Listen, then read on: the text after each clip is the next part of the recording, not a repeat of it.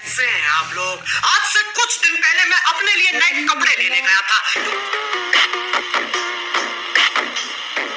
क्योंकि फैशन का जलवा यार मुझे भी दिखाना है।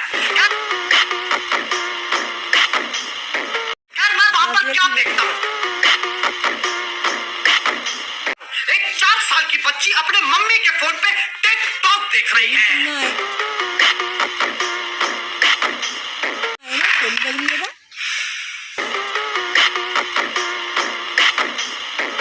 उस बच्चे के हाथ में फोन पूरा आ भी नहीं रहा था,